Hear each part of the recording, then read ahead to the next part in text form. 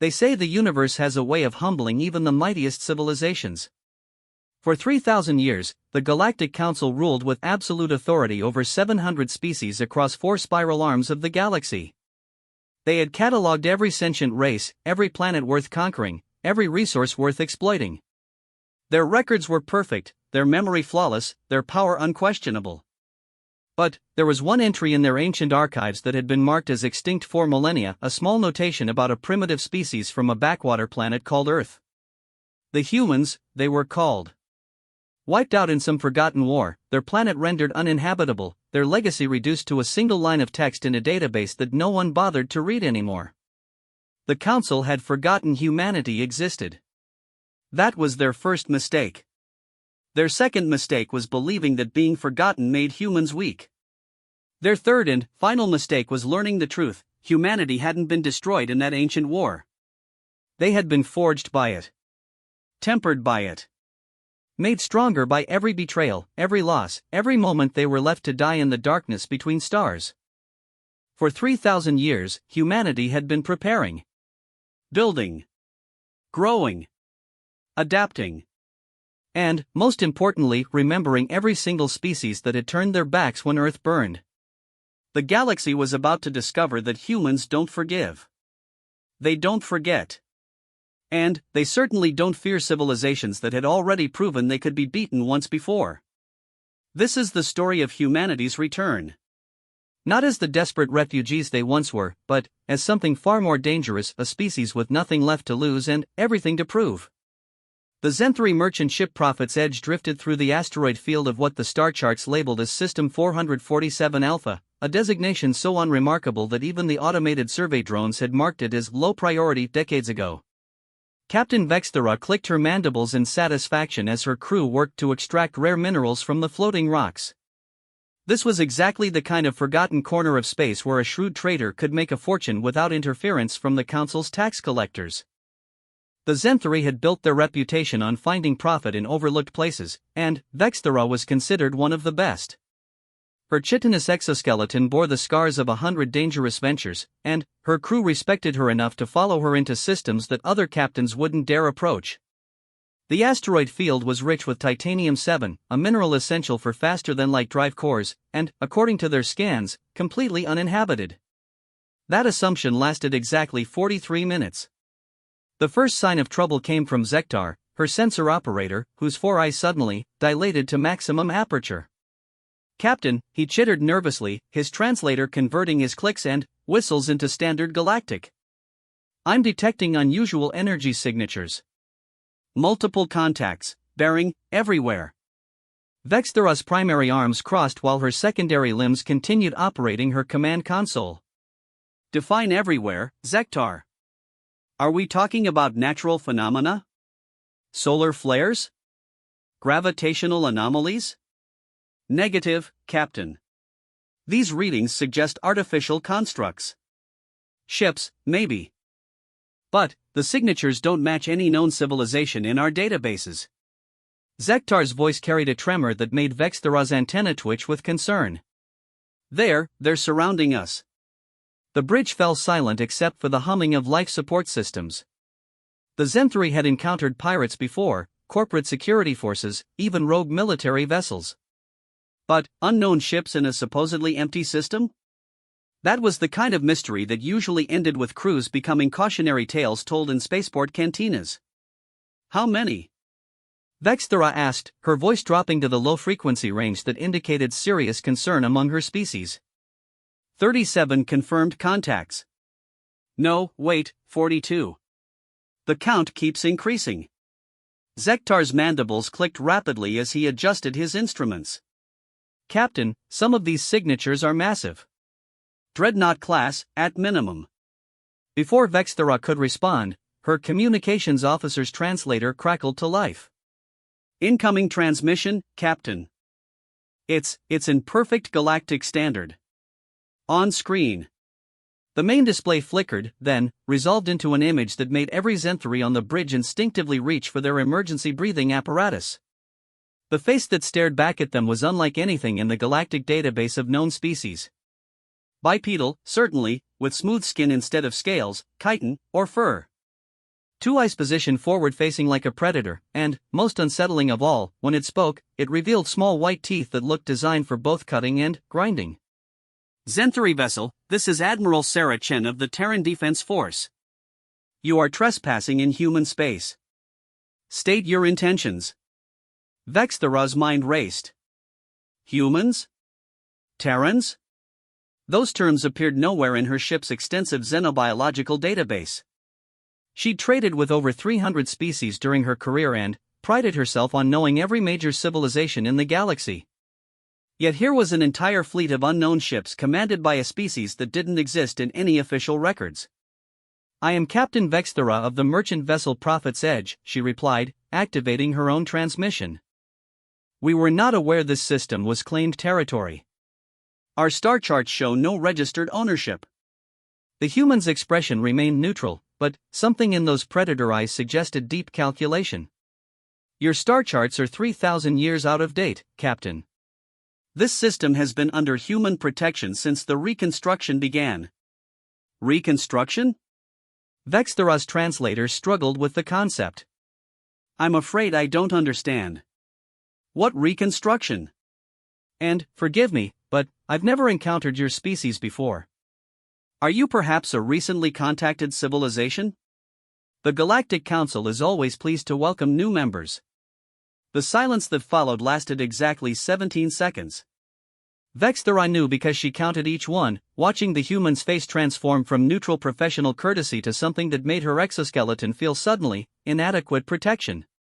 When Admiral Chen spoke again, her voice carried a quality that the Zenthuri language had no word for, though if pressed, Vexthara would have described it as the sound of stellar cores cooling. Recently contacted, the human repeated slowly. Captain Vexthara, when was the last time your people updated their historical records? Our databases are synchronized with Council archives every standard year, Vexthara replied, confused by the question. We maintain the most current information available to civilian vessels. Then, perhaps you could explain to me why your current databases have no record of the Terran Council War? The bombardment of Earth? The final solution to what your people called the human problem? The bridge atmosphere grew thick with tension. Vexthara's crew exchanged nervous glances, their antenna movements betraying their growing anxiety. The captain herself felt a chill that had nothing to do with life support systems. There are no records of any such events in our databases, she admitted. Are you suggesting that humanity was previously known to the Council? Admiral Chen leaned back in what appeared to be a command chair, though its design was unlike anything in current galactic standardization. Behind her, Vexthara could see other humans moving with efficient purpose, their movements coordinated in a way that spoke of long military discipline. Previously known, Chen said, and, this time there was definitely emotion in her voice. Captain, 3,000 years ago, humanity sent first contact delegations to over 200 Council worlds. We offered trade, cultural exchange, mutual defense agreements. We were young, optimistic, eager to join the galactic community. She paused, and, when she continued, each word seemed to carry the weight of centuries. The Council's response was to declare us a contamination risk to galactic civilization. They said human aggressive tendencies and rapid technological advancement posed a threat to the established order. The official records stated that humanity needed to be contained and, eventually eliminated for the greater good. Vexthara's mandibles went completely still. In Zenthuri body language, this was equivalent to a human holding their breath in shock. That cannot be accurate. The Council doesn't engage in genocide. They're the peacekeepers of the galaxy. Peacekeepers, Admiral Chen repeated, and now her smile was visible, though it contained no warmth whatsoever. Tell me, Captain, how many wars has the Council prevented in the last millennium? The question was rhetorical, and they both knew it. The Zenthuri were traders, they went where conflicts created demand for supplies, medical aid, and reconstruction materials. In Vexthara's lifetime alone, she could count dozens of conflicts that the Council had either ignored or actively prolonged for political advantage. The Council maintains stability, Vexthara said, though her voice lacked conviction. Stability, Chen nodded. Yes, they do. The stability of never having to worry about a species that might challenge their authority. 3,000 years ago, they had a problem. Humanity was advancing too quickly, asking too many questions about council policies, forming independent alliances with other species. The human admiral gestured to something off-screen, and new images appeared on the display. Vexthera's breath caught in her spiracles as she saw what looked like a planet-wide funeral pyre. The images showed a blue and green world, beautiful beyond description, burning under orbital bombardment. Cities that must have housed billions reduced to glowing craters. Continents scarred by weapons that the Zenthari recognized as Council antimatter charges. This was Earth, Chen said quietly. Our homeworld. They told the galaxy that humanity had developed a plague that threatened all organic life. Quarantined the system, then sterilized it. The official records state that all humans died in the bombardment. Clean, simple, problem solved. But, you're here, Vexthera whispered. Some of us had already left Earth, Chen explained. Colony ships, exploration vessels, diplomatic missions. When the bombardment began, we tried to contact the Council, tried to surrender, tried to negotiate. The response was a galaxy-wide hunt. Every human settlement found and destroyed. Every ship tracked down and eliminated. The Council was very thorough. The human's eyes focused directly on Vexthera through the screen, and the Zenthari captain felt like prey being evaluated by a predator. Tell me, Captain, do you know how many species participated in the human cleansing? Vexthera's voice was barely a whisper. How many? 643. Including the Zenthari Trade Confederation. The bridge went silent except for the sound of Zenthari breathing apparatus working overtime. Vexthera felt her world shifting beneath her, everything she thought she knew about galactic history crumbling like a house built on sand. That's impossible, she said, but, even to her own hearing, the words lacked conviction. My people are merchants, not warriors. We don't involve ourselves in military conflicts. Admiral Chen's smile returned, cold as the space between stars. Your people provided the tracking technology. Zenthari navigation systems are the most accurate in the galaxy. When the Council needed to hunt down the last human refugees hiding in distant star systems, they came to your Confederation for help. Your leaders were more than happy to comply in exchange for exclusive trading rights in the territories that would be cleared of human presence. Vexthera wanted to deny it, wanted to argue, but deep in her genetic memory was the faint recollection of old stories. Tales of a time when Zenthari merchants had suddenly found new territories opened for exploration, systems that had been mysteriously declared safe for development after years of being marked as dangerous or occupied. What happened to the survivors, she asked, though she wasn't sure she wanted to hear the answer. We learned, Chen said simply. We learned that the galaxy is not a place where the weak survive. We learned that trust is a luxury that extinct species can't afford. And, we learned that if we wanted to exist, we would have to become something that could not be eliminated so easily. Behind Admiral Chen, Vexthera could see more humans moving through what was clearly a warship's bridge. Their technology looked familiar yet strange, as if someone had taken standard galactic designs and improved them in ways that shouldn't have been possible. For 3,000 years, we've been watching, Chen continued. Learning. Building. The Council thought they killed us, so they stopped looking. They deleted us from their databases, erased us from their histories. As far as the galaxy was concerned, humanity never existed. And, now? Admiral Chen stood, and, even through the transmission, her presence seemed to fill the space around her. Now we're ready to remind the galaxy what they chose to forget. Captain Vexthera, you and your crew have a choice to make. You can return to Council space and continue believing their version of history. Or you can stay and witness the beginning of humanity's return. What do you mean by return? I mean that the species who thought they could simply erase us from existence are about to discover what 3,000 years of focused evolution can produce. Your Council wanted peace through dominance? They're about to learn what real dominance looks like. The transmission ended, leaving the bridge of the Prophet's Edge in stunned silence. Outside their viewports, the asteroid field seemed different now, less like random space debris and more like cover for something vast and purposeful. The energy signatures that Zektar had detected weren't random ships wandering through empty space. They were a fleet that had been waiting, preparing, growing stronger while the galaxy forgot they existed. Vexthera looked at her crew, seeing her own confusion and fear reflected in their expressions. Everything they thought they knew about galactic history had just been shattered. More importantly, everything they thought they knew about the balance of power in the galaxy had suddenly become obsolete. "Captain," Zektar said quietly, "what do we do?" Vexthera stared at the viewscreen where Admiral Chen had been, her mind trying to process the implications of what she'd just learned.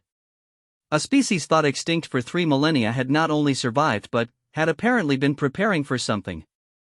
The question was, preparing for what?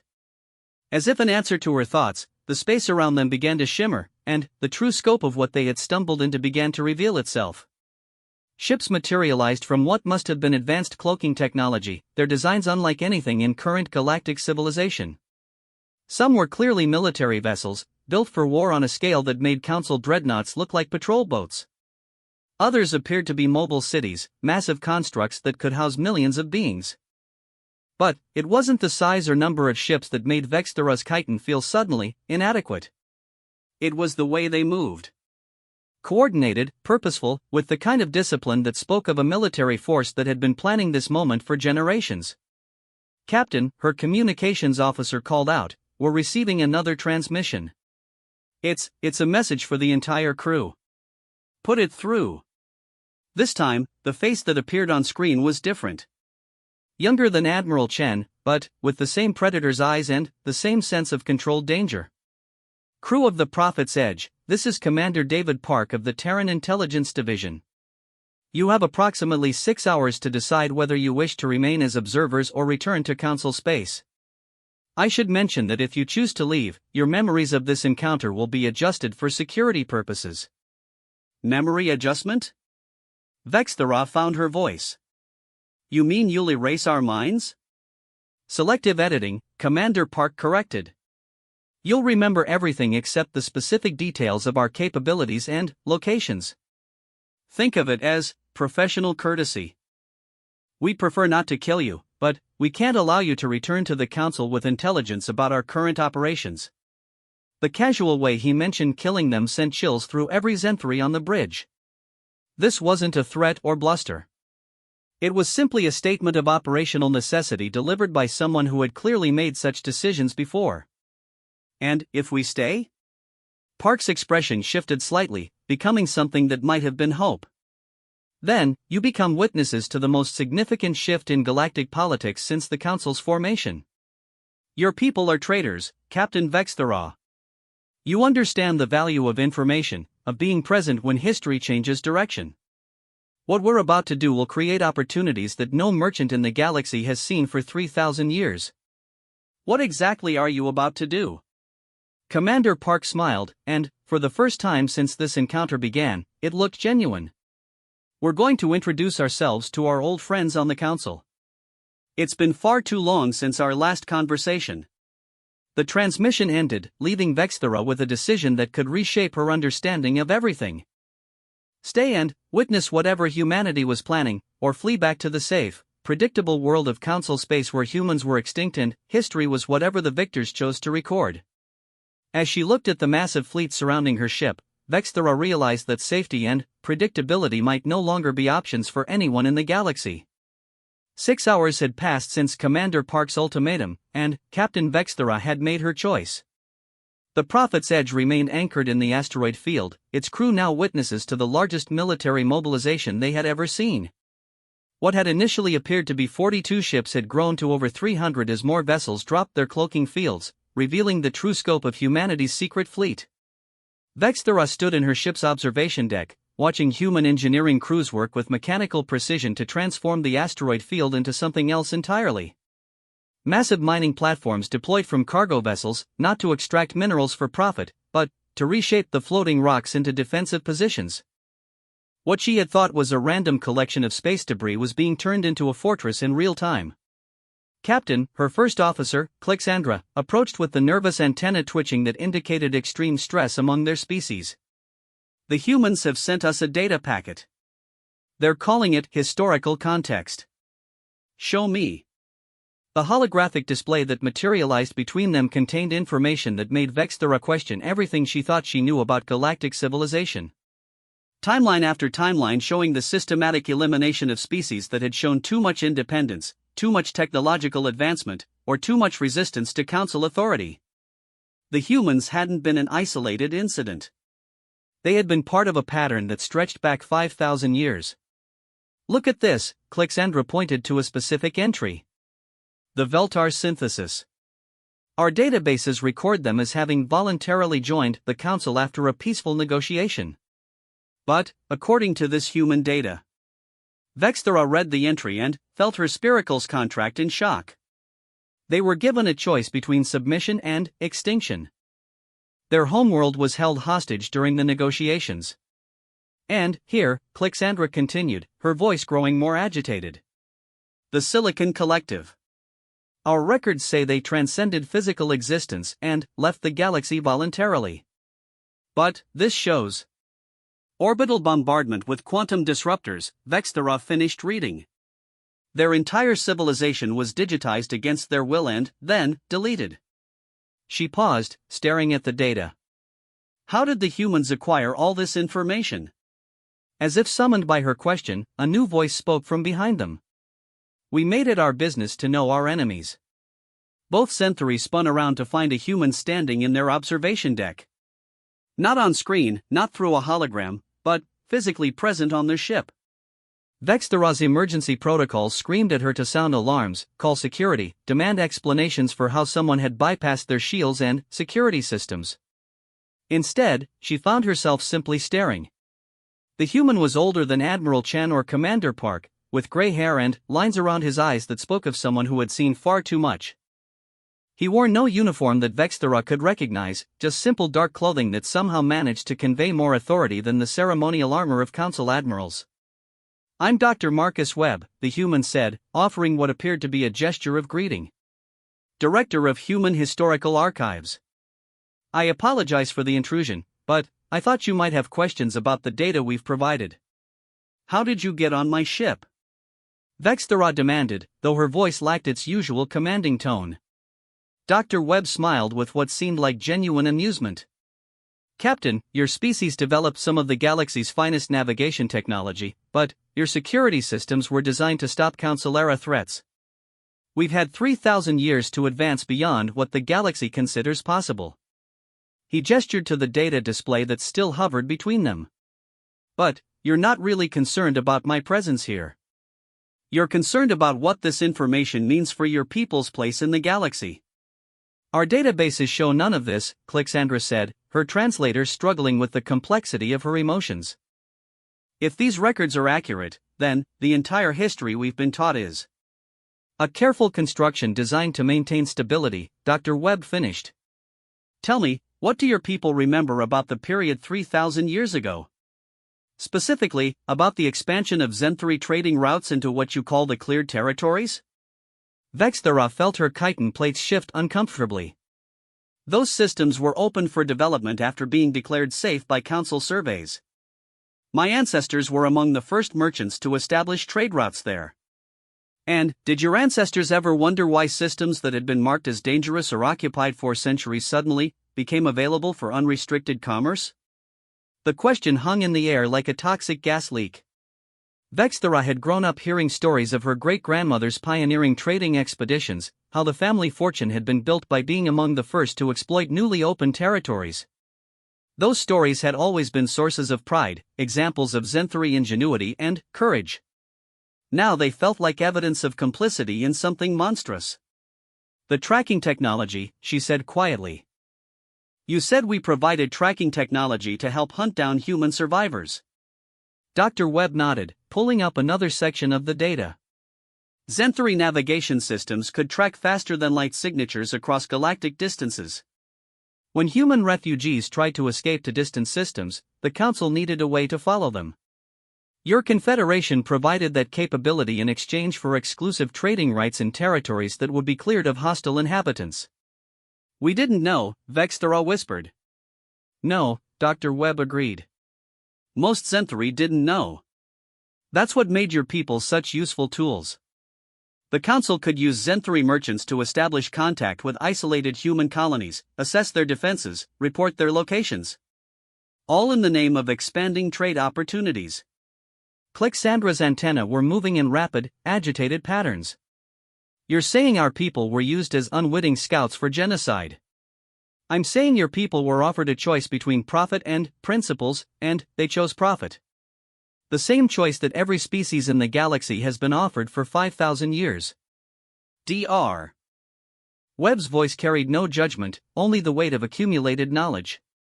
The Council is very good at making these choices seem reasonable, even beneficial. But, you're here now, Vexthera said, trying to process the implications. Humanity survived. You've built this fleet, gathered this intelligence. What are you planning to do with it? Dr. Webb walked to the viewport, looking out at the transformation taking place in the asteroid field. Human engineering was reshaping the space around them with a precision that spoke of long planning and preparation. We're going to give every species in the galaxy the same choice they gave us, he said quietly. The choice between a comfortable lie and an uncomfortable truth. What do you mean? Dr. Webb turned back to face them, and Vexthera saw something in his eyes that made her understand why humans had been considered dangerous by the Council. It wasn't aggression or violence. It was the absolute certainty of someone who had spent millennia preparing for this moment. In exactly 72 hours, the Council will receive a transmission. They will learn that humanity is not extinct, that we have been watching them, and that we have documented every atrocity they've committed in the name of galactic peace. They will also learn that this documentation has been simultaneously transmitted to every major news network, historical archive, and communications hub in Council space. Clixandra's mandibles clicked in rapid succession, a sign of extreme agitation. You're going to expose the Council's entire history of suppression and genocide to the galaxy. Every detail, Dr. Webb confirmed. Every species they've eliminated, every world they've sterilized, every civilization they've negotiated into submission. 5,000 years of carefully hidden truth, released all at once. That will cause chaos, Vexthera breathed. Revolutions, wars, the complete breakdown of galactic order. Dr. Webb's smile was sharp as a blade. Yes, it will. The current order is built on lies, maintained through fear, and sustained by ignorance. We're going to remove all three foundations simultaneously. But, why? Clixandra demanded. What do you gain from destroying galactic civilization? We don't want to destroy it, Dr. Webb corrected. We want to remake it. The galaxy deserves better than a system where survival depends on submitting to bullies who claim authority through superior firepower. He gestured to the human fleet visible through the viewport. For 3,000 years, we've been preparing for this moment.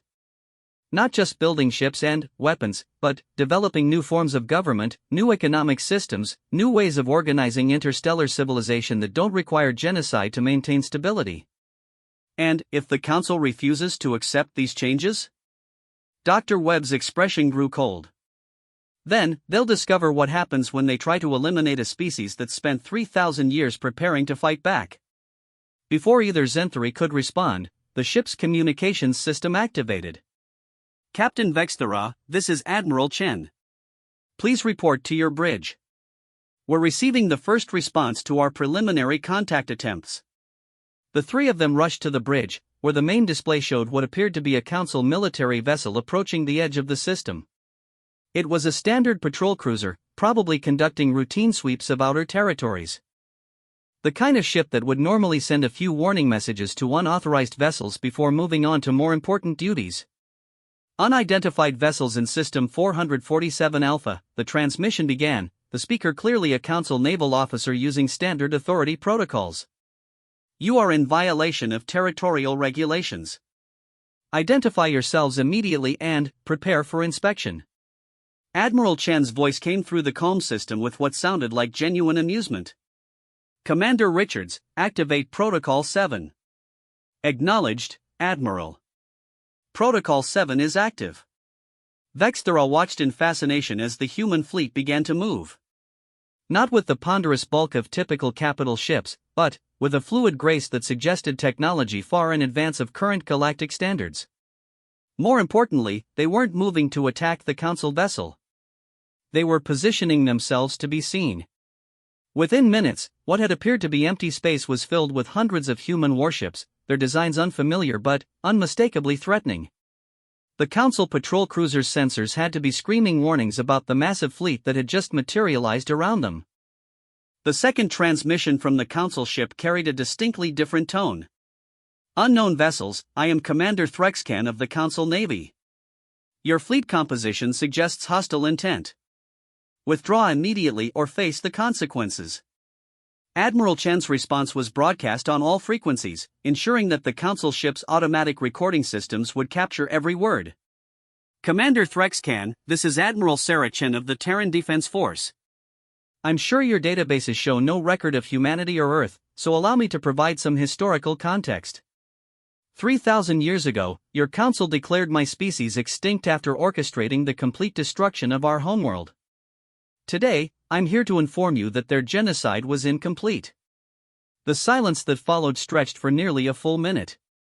Vexthera could imagine the chaos on the Council ship's bridge as officers tried to process what they were hearing while simultaneously dealing with sensor readings that showed them facing a fleet larger than anything in their tactical databases. When Commander Threxcan finally responded, his voice carried the careful neutrality of someone trying to defuse a situation that had escalated far beyond his authority level. Admiral Chen, I have no record of any conflict with a species called humanity.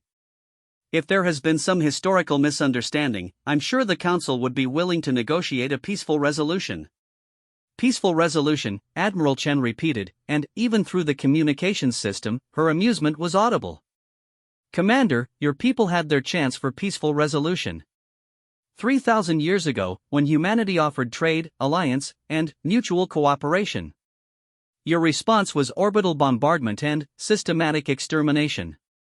Dr. Webb, still standing on the bridge of the Prophet's Edge, watched the exchange with the satisfaction of someone seeing a long-planned strategy unfold exactly as anticipated. This is just the beginning, he told Vexthera quietly. Within hours, every Council facility in this sector will know that humanity has returned. Within days, the news will reach the core worlds. Within weeks, every species in the galaxy will have to choose between supporting the system that tried to exterminate us or standing with the survivors who refuse to be forgotten. What happens to those who choose the Council? Dr. Webb's expression grew somber. Captain, for 3,000 years, we've watched the galaxy accept comfort over justice, stability over truth. We've seen species after species choose the easy path of collaboration rather than the difficult path of resistance. Today, those choices come with consequences. On the screen, Admiral Chen was continuing her conversation with the increasingly desperate Council commander. Commander Threxcan, you have 1 hour to contact your superiors and inform them that the Terran Defense Force is formally announcing our return to galactic affairs. After that, we'll be expanding our operations to other systems. What kind of operations? Liberation operations, Commander. Every species that was eliminated by Council peacekeeping forces. Every world that was sterilized for galactic security. Every civilization that was erased from history for the greater good. We're going to tell their stories, Commander. All of them. The transmission ended, leaving Commander Threxcan's ship alone in space with the most significant intelligence crisis in Council history. Behind them, the human fleet continued its mysterious activities, turning an empty star system into what could only be described as a forward operating base for the largest military campaign the galaxy had ever seen. Vexthera looked at the humans standing on her bridge, then, at the fleet reshaping space around them, and, finally, at the data files that had shattered her understanding of galactic history. Dr. Webb, she said carefully, what exactly are we witnessing here? The human historian smiled with the satisfaction of someone who had waited 3,000 years to answer that question. Captain Vexthera, you are witnessing the return of humanity to a galaxy that tried to forget we ever existed. And, more importantly, you're witnessing the beginning of the day when every species will have to remember why we were considered dangerous enough to eliminate in the first place. The bridge fell silent as the implications of his words settled over them. Outside, the human fleet continued its work, preparing for a war that had been 3,000 years in the making. The Council emergency session on Nexus Prime had been called within 6 hours of Commander Threxcan's report reaching the core worlds. For the first time in over 2 millennia, every seat in the Grand Assembly was filled, with representatives from all 700 member species gathering to address what High Chancellor Morthak had termed an unprecedented security situation. Chancellor Morthak, whose Valdorian species had held the council leadership for the past 800 years, stood at the center of the massive amphitheater with the commanding presence that had made his people natural leaders across galactic civilization. His crystalline skin reflected the chamber's lighting as he addressed the assembly, his voice carrying the authority of someone accustomed to absolute obedience. Fellow representatives, he began, his words translated instantly into the 700 languages of council space. We face a situation that challenges the very foundations of our galactic order.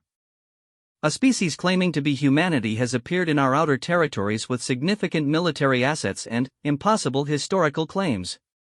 Scattered murmurs rose from the assembled delegates, a mixture of confusion and concern that rippled through the chamber like wind through grain fields.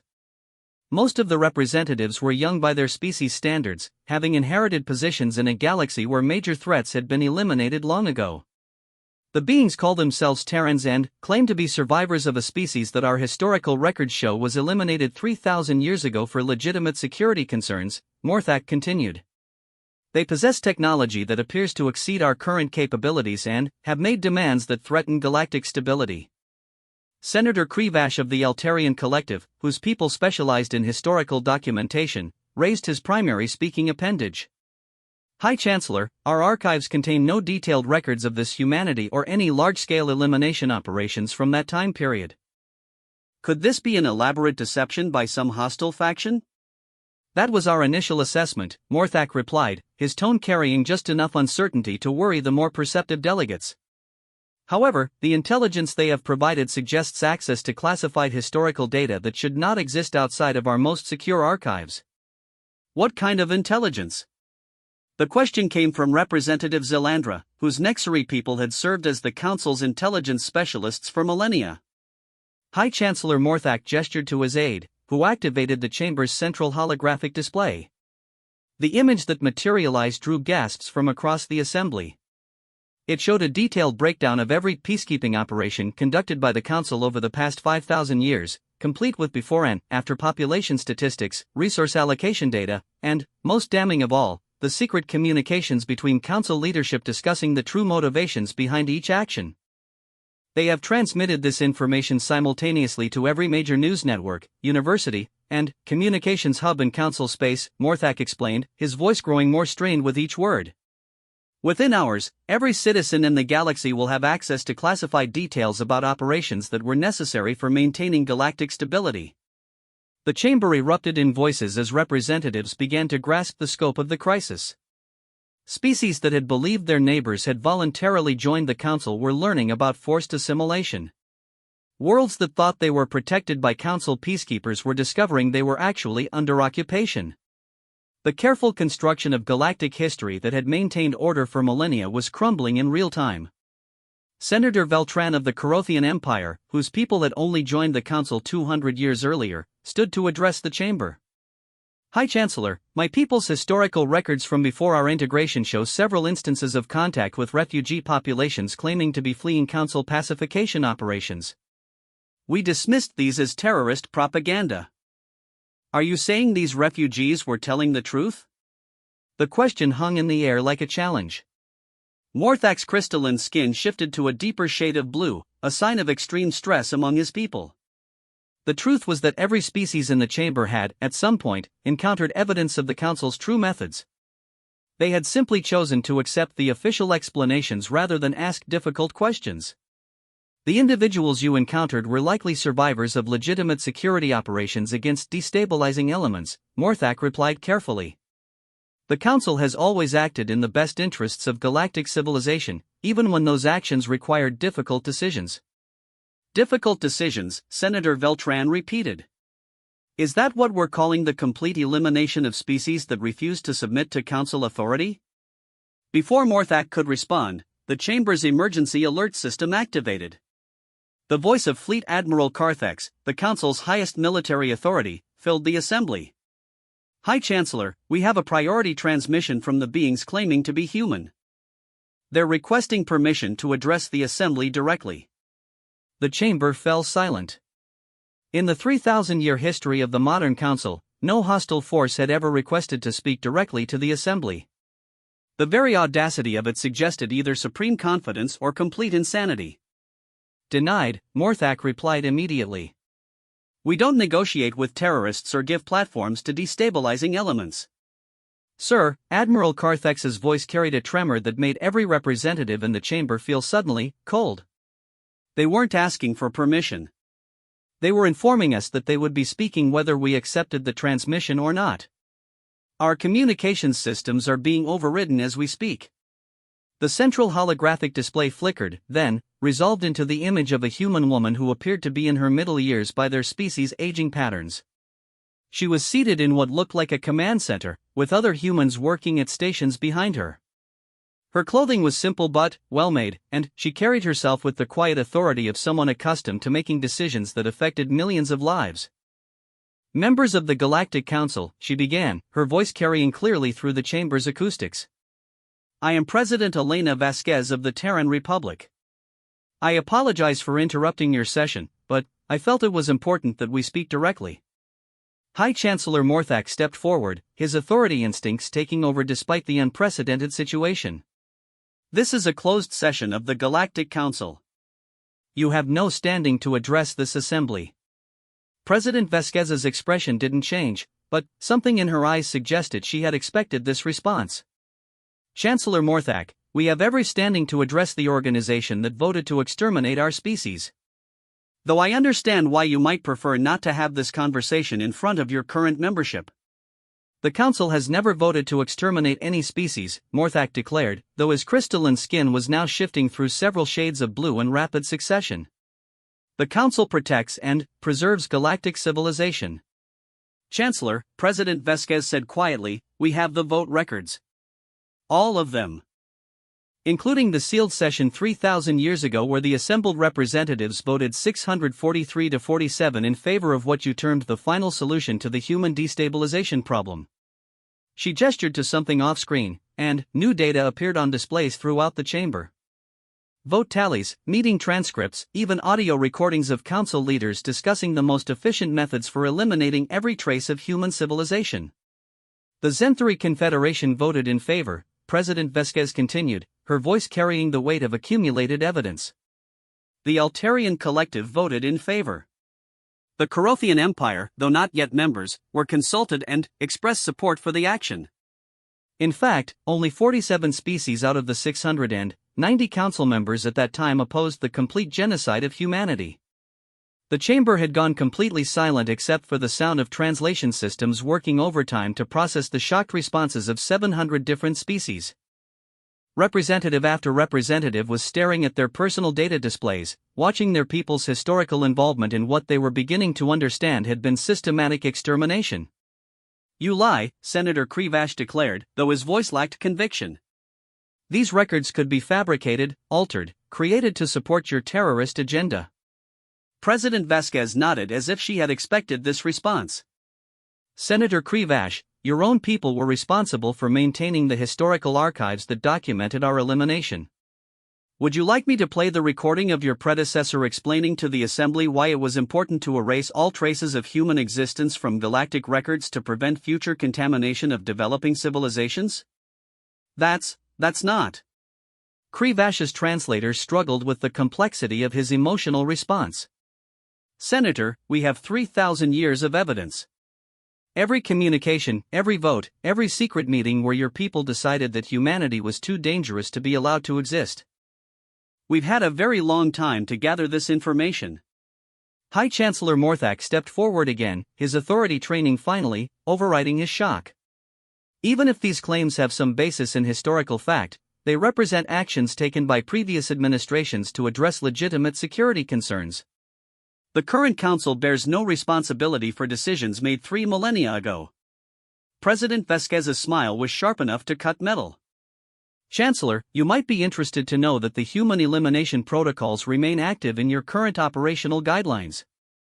As of last month, any ship identified as carrying human refugees was still subject to immediate destruction under Council Defense Directive 847 Alpha. The accusation hit the chamber like a nuclear blast. Several representatives immediately began accessing their people's current military protocols, and the silence that followed suggested they were finding exactly what President Vasquez had described. Those protocols are standard terrorist suppression guidelines. Admiral Carthex's voice came through the communications system, though he sounded considerably less confident than before. Admiral, President Vasquez replied, Directive 847 Alpha specifically mentions human genetic markers and Terran technological signatures as identification criteria for immediate elimination.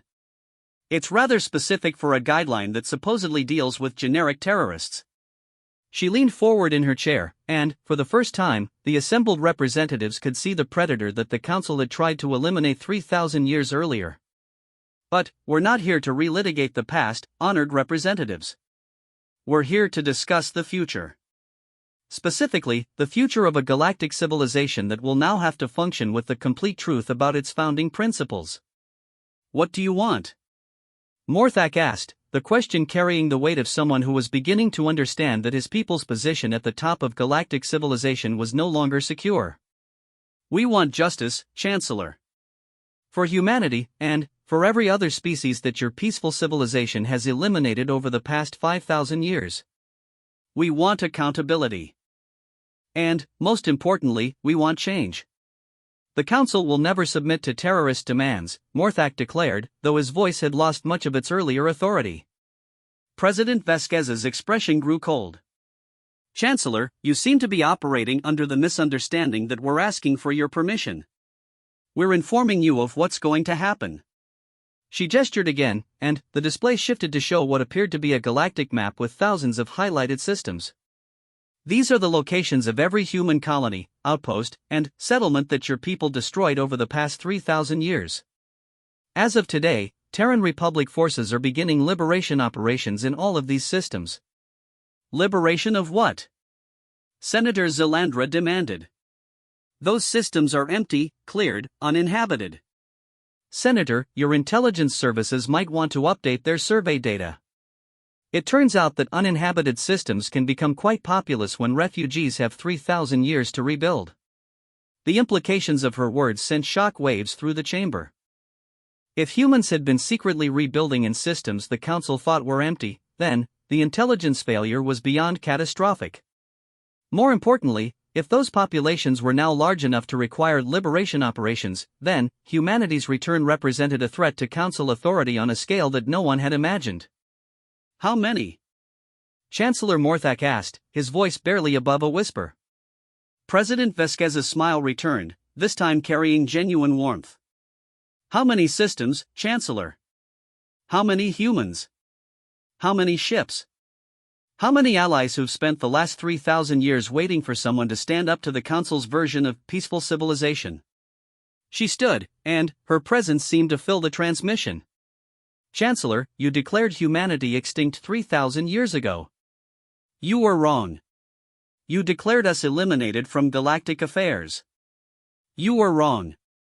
You declared the galaxy better off without us. You were very, very wrong. The transmission ended, leaving the chamber in stunned silence. 700 species, representing the most powerful civilization the galaxy had ever known, sat in their seats trying to process the reality that their comfortable, stable world had just been turned upside down. High Chancellor Morthak looked around the chamber, seeing confusion, fear, and, most dangerously of all, calculation in the eyes of his fellow representatives. Some were clearly wondering if their species had backed the wrong side 3,000 years ago. Others were trying to assess whether the Council could survive this crisis with their authority intact. Admiral Carthex, he called through the communications system. What is the current status of our military forces? The delay before Admiral Carthex responded was longer than it should have been, and, when his voice finally came through the speakers, it carried a tone that made every representative in the chamber understand that their universe had fundamentally changed. Chancellor, we have a problem.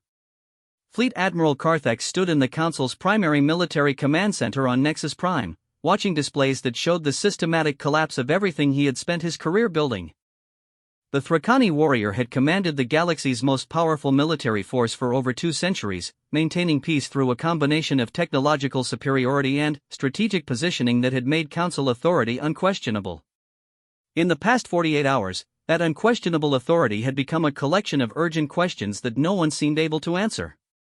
"Admiral," his primary intelligence officer reported, her voice carrying the stress of someone who had been working without sleep for days, "we're receiving confirmation reports from 17 more systems. Human forces are present and actively engaging in what they're calling liberation operations." Carthex's mandibles clicked in agitation as he processed the tactical displays. Red markers indicating human military presence were spreading across the galactic map like an infection, appearing in systems that had been classified as empty space for 3 millennia. More disturbing was the pattern of their activities. "They're not attacking our installations," his tactical coordinator observed, his tone carrying confusion that Carthex shared. "They're ignoring us entirely and focusing on civilian populations." "Explain." "Sir, in every system where human forces have appeared, they're broadcasting historical data about what happened to the original inhabitants. They're showing evidence of council pacification operations, providing genetic records proving that current residents are descended from survivors, and offering what they're calling protection from future council interference." Carthex felt his exoskeleton shift uncomfortably. The humans weren't engaging in military conquest in any traditional sense. They were conducting the most sophisticated psychological warfare campaign he had ever encountered, one that threatened the ideological foundations of council authority rather than simply challenging their military capabilities. "What has been the response from local populations?" The silence that followed his question was answer enough, but his intelligence officer provided the details anyway.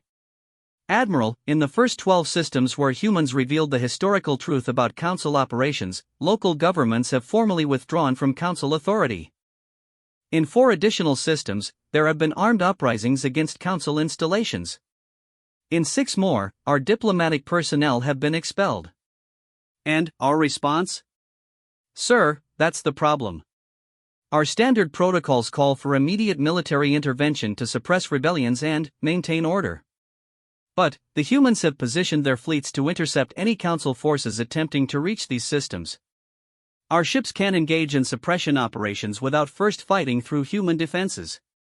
Carthex studied the tactical display, noting the positioning of human fleets with the eye of someone who had spent centuries analyzing military strategy. What he saw made his mandibles click in grudging respect.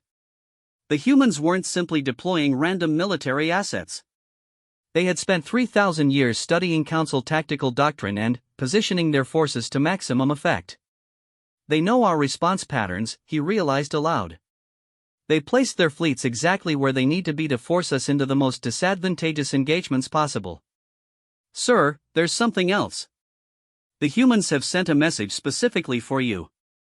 It's encoded with military command protocols that haven't been used since the Consolidation Wars." Carthex's attention sharpened. The Consolidation Wars had ended over 3,000 years ago, representing the final campaign to bring the last independent systems under council authority. The fact that humans possessed those codes suggested intelligence gathering that went far beyond anything he had imagined. "Put it through." The display shifted to show a human in what appeared to be military dress uniform, though the design was unlike anything in current galactic military fashion. The human was clearly old by their species standards, with white hair and the bearing of someone who had commanded forces in actual combat. "Admiral Carthex," the human began, his voice carrying the professional courtesy of one military commander addressing another. "I am General Harrison Clark, Supreme Commander of Terran Republic Defense Forces. I wanted to speak with you directly because I believe you're the only member of current council leadership who might understand what's actually happening here." Carthex activated his response transmission. "General Clark, I understand that you represent a species that the galaxy believed extinct. I understand that you have significant military assets and legitimate historical grievances. What I don't understand is what you hope to achieve with this campaign." General Clark's expression suggested approval for the directness of the question. "Admiral, what we hope to achieve is very simple. We want to give every species in the galaxy the same choice that your council has been denying them for 5,000 years. The choice to determine their own future without fear of elimination if they refuse to submit. The council maintains galactic peace and stability. Without central authority, the galaxy would descend into chaos and warfare. Admiral, with respect, the galaxy has been in a state of carefully managed warfare for millennia. The Council simply ensures that the violence is always one-sided and that the victims are those who lack the power to resist effectively. General Clark gestured to something off-screen, and new tactical data appeared on Carthex's displays. It showed detailed analyses of every major Council military operation over the past 1,000 years, broken down by strategic objectives, resource allocation, and post-conflict control measures. Your military doctrine is based on the principle of overwhelming force applied against technologically inferior opponents, Clark continued. You maintain superiority by ensuring that potential threats are eliminated before they can develop the capability to challenge Council authority. It's an effective strategy, Admiral, but it only works as long as you're fighting enemies who can't match your capabilities. Carthex studied the tactical analyses, finding himself impressed despite the circumstances by the depth of human intelligence gathering. And you believe you can match our capabilities? Admiral, we don't need to match your capabilities. We need to exceed them. And we've had 3,000 years to prepare for this conversation. The display shifted again, this time showing what appeared to be human fleet compositions and technological specifications. What Carthex saw made his mandibles go completely still in shock. This is impossible, he breathed, staring at ship designs that incorporated technology decades ahead of anything in current Council arsenals. Where did you acquire this level of technological advancement? General Clark's smile was sharp as a blade. Admiral, necessity is a wonderful teacher. When your species faces extinction, you become very motivated to find solutions to seemingly impossible problems. We've spent 3,000 years doing nothing but advancing our technology, improving our tactics, and preparing for the day when we would face Council forces again. But the resource requirements alone, the industrial capacity needed to build fleets of this size, how did you hide this level of development from our survey operations? The same way every species learns to hide from Council attention, Admiral. We made ourselves invisible by appearing to be something you weren't looking for. Your people surveyed systems looking for civilizations that might threaten Council authority. We made sure we looked like primitive refugee populations barely surviving on the edge of space. Carthex felt a chill that had nothing to do with environmental controls. The implications of what General Clark was describing were staggering.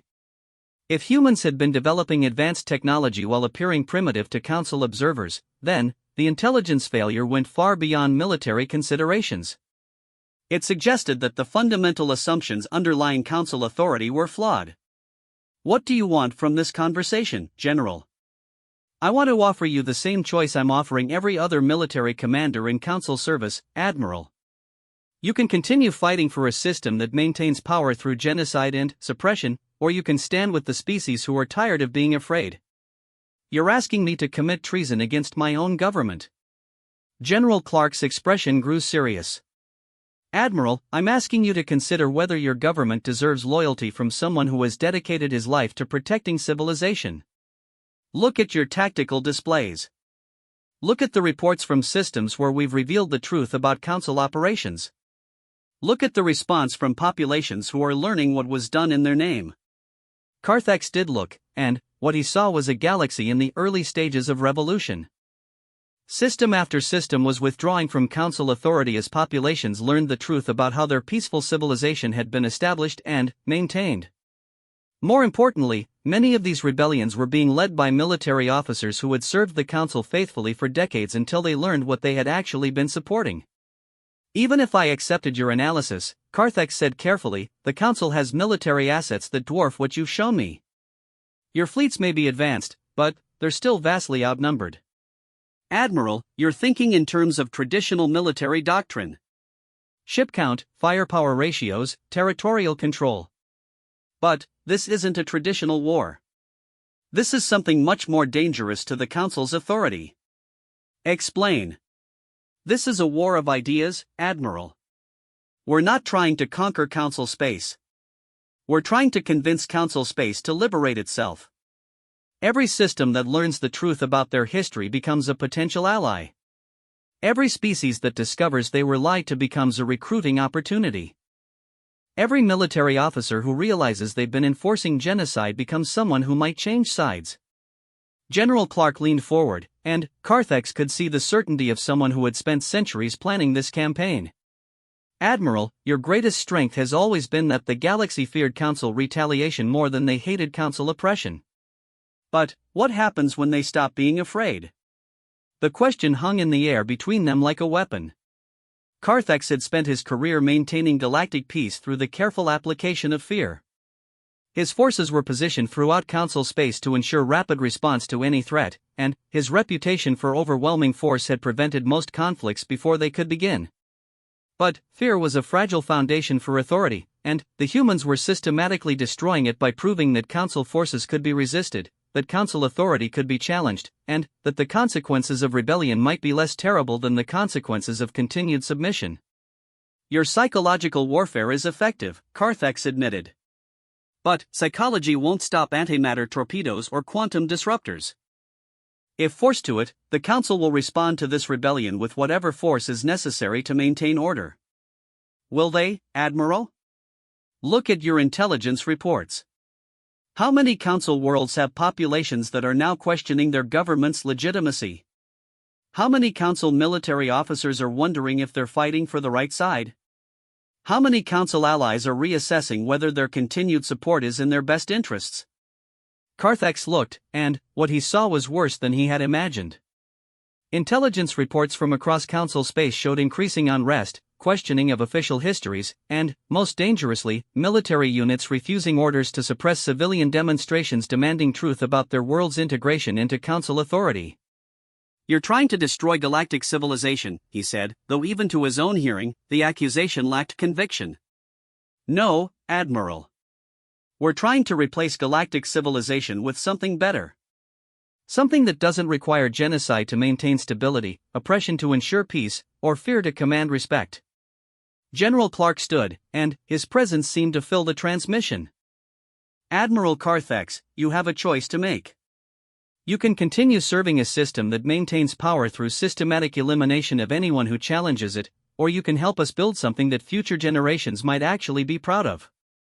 And if I refuse?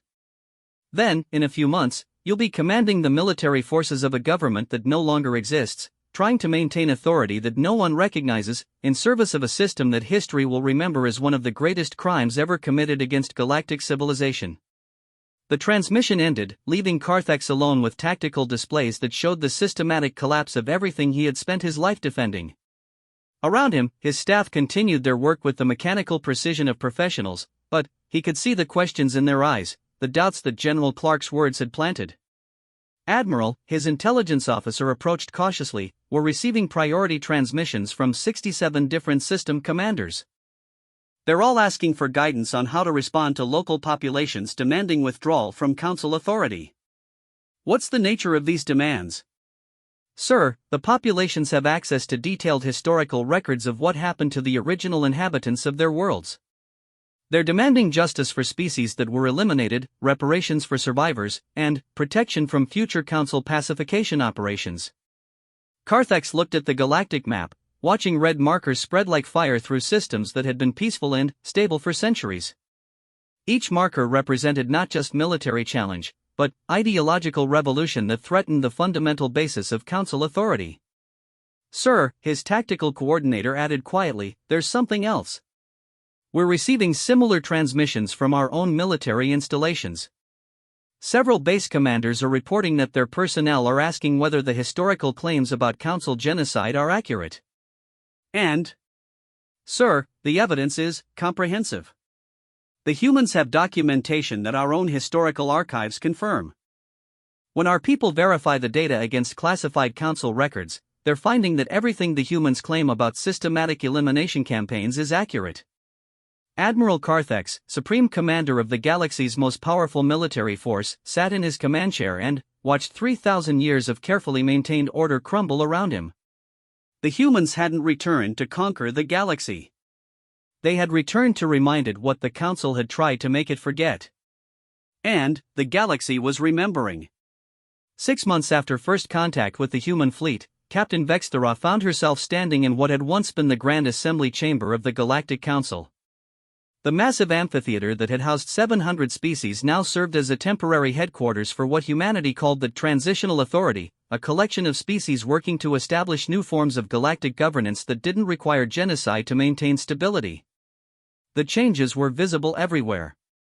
The ornate seats that had been arranged by species hierarchy were gone, replaced by modular workstations where beings from dozens of civilizations collaborated on complex problems. The central dais that had elevated council leadership above their subjects was now a circular forum where any representative could address their colleagues as equals.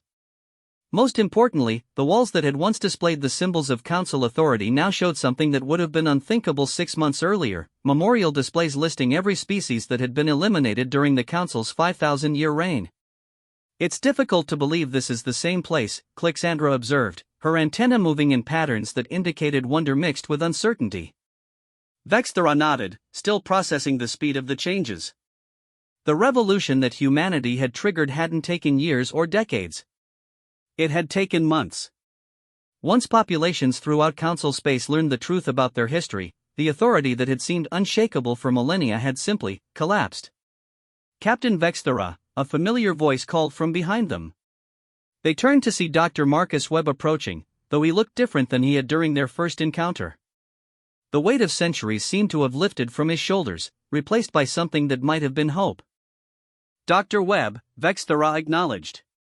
"I must admit, this outcome was not what I expected when we first met in that asteroid field." "Honestly, neither did we," Webb replied with a smile that seemed genuinely warm. "We planned for resistance, counter-revolution, years of conflict. We didn't plan for most council member species to voluntarily withdraw their support once they learned the truth about how their civilization had been established." "What happened to High Chancellor Morthak and the council leadership?" Webb's expression grew more serious. "They're in protective custody while the new tribunals determine how to address their crimes." "It's complicated." Most of them genuinely believed they were maintaining galactic peace. The system they inherited had been operating for so long that many couldn't imagine any alternative. "And Admiral Carthax?" "Admiral Carthax made the choice that probably saved hundreds of thousands of lives," Webb said with evident respect. "When he ordered council military forces to stand down rather than engage in suppression operations against civilian populations, he prevented what could have been a galaxy-wide civil war." Clixandra's mandibles clicked with curiosity. "What will happen to the military forces that served the council?" "That's one of the questions being addressed here," Webb gestured to the activity around them. Most council military personnel were following orders from legitimate authority. They had no way of knowing that their missions were part of a systematic campaign to eliminate independent civilizations. The new tribunals are focusing on those who knew the truth and actively participated in genocide, not those who were simply following orders they believed were lawful. Vexthera watched teams of beings working at various stations, noting how different species that had rarely interacted under council rule were now collaborating on complex problems. "What are they working on?" "Everything," Webb replied with enthusiasm. New trade agreements that don't favor council core worlds over periphery systems. Resource sharing arrangements that don't require military occupation to enforce. Communication networks that don't route through council censorship systems. Most importantly, they're working on constitutional frameworks for galactic governance that includes protection against the kind of systematic oppression that characterized council rule. "And humanity's role in all this?" Webb's smile became more complicated. "That's the question that makes everyone nervous, isn't it? The species that triggered this revolution, that possesses technology decades ahead of everyone else, that spent 3,000 years preparing for this moment. What do humans want from the new galactic order?" "What do you want?" Vexthera asked directly. "What we've always wanted, Captain. The right to exist without fear of elimination. The right to pursue our own development without external interference. The right to form alliances based on mutual interest rather than imposed authority." He paused, looking around the transformed chamber. "But, mostly, we want to ensure that what happened to humanity never happens to anyone else. The galaxy deserves better than a system where survival depends on submitting to bullies." "Some species are concerned about human technological advantages," Clixandra observed. There are rumors that your advancement is so far beyond current galactic standards that you could dominate the New Order just as effectively as the Council dominated the old one. Webb nodded as if he had expected this concern. It's a legitimate worry. We spent 3,000 years developing technology that the galaxy has never seen, motivated by the need to survive against opponents who had already proven they could eliminate entire civilizations. The result is that we do possess capabilities that could be used to impose our will on others. But, you won't? Captain, for 3,000 years, humans have been the victims of technological domination. We know exactly what it feels like to be helpless against superior force, to watch your civilization burn because someone else decided you were dangerous. We didn't survive genocide just to become genocidal ourselves. Webb gestured to a nearby workstation where humans were collaborating with Zen-3 engineers on what appeared to be technological exchange protocols. We're sharing our advances. Not everything, not immediately, but enough to ensure that no single species maintains overwhelming advantages. The goal is technological balance, not technological dominance. Vexthera was about to respond when the Chamber's announcement system activated. All representatives to the Central Forum. President Vasquez is ready to present the final proposals for galactic reorganization. The three of them moved with the general flow toward the circular forum area, where hundreds of beings were gathering to hear what might be the most important political presentation in galactic history. President Vasquez stood in the center of the circle, but, unlike the elevated position that council leaders had traditionally occupied, she was at the same level as everyone else. Friends, she began, her voice carrying clearly through the chamber's acoustics, 6 months ago, most of you had never heard of humanity. Today, we stand together in the ruins of a system that maintained power through fear and authority through oppression. The question before us is simple: what do we build in its place? She gestured to displays that materialized around the forum, showing complex organizational charts and constitutional frameworks. The proposals before you represent months of collaboration between species that had never been allowed to interact as equals under council rule. They represent attempts to create governance systems that prioritize protection over control, cooperation over domination. Representative Zelandra, the former council intelligence specialist whose people had helped develop the systematic elimination protocols, stood to address the assembly. President Vasquez, many of our people are struggling with guilt over their participation in council operations. How do we move forward when so many of us were complicit in genocide? President Vasquez's expression grew compassionate. Representative Zelandra, the system you inherited was designed to make participation seem normal, even necessary. The council didn't maintain power for 5,000 years through force alone. They maintained it by convincing good people that terrible things were justified for the greater good. She paused, looking around the circle at faces representing species from across the galaxy. Moving forward requires acknowledging what happened, accepting responsibility for our roles in it, and committing to building something better. But it doesn't require that we destroy ourselves with guilt over systems we inherited rather than created. Senator Veltran of the Carothian Empire, whose people had been among the most recent additions to council authority, raised his speaking appendage. The proposals include provisions for species independence that go far beyond anything the council allowed. How do we maintain galactic coordination without central authority? The same way that trade, communication, and cultural exchange worked before the council imposed their version of order, President Vasquez replied.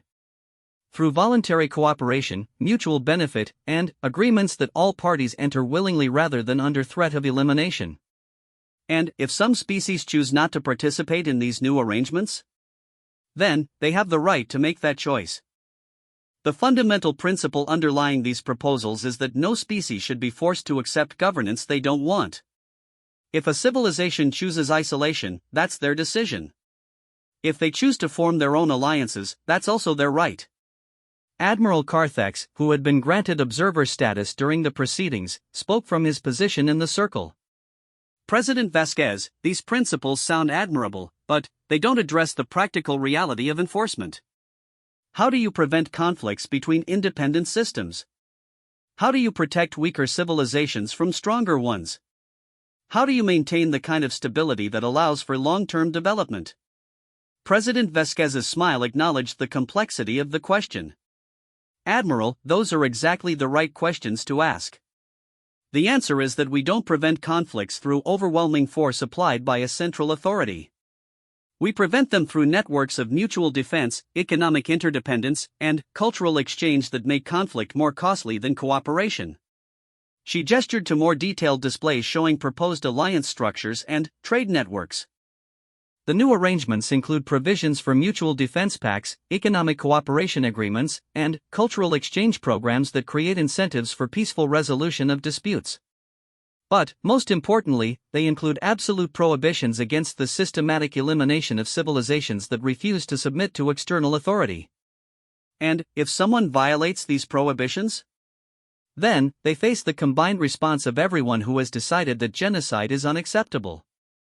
Not because a central authority commands it, but because free civilizations choose to defend the principles that protect them all.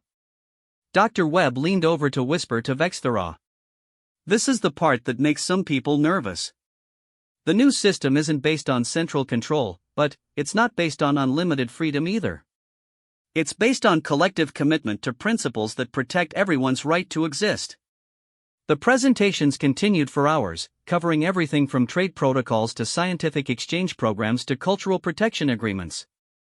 What emerged was a framework for galactic civilization that was more complex than the Council's centralized authority but potentially more stable because it was based on voluntary participation rather than imposed submission.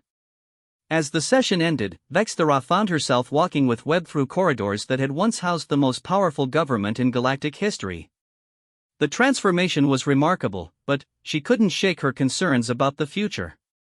Dr. Webb, she said carefully, I understand the principles underlying these new arrangements, but I'm still concerned about practical implementation. What happens when the first major crisis tests these voluntary cooperation systems?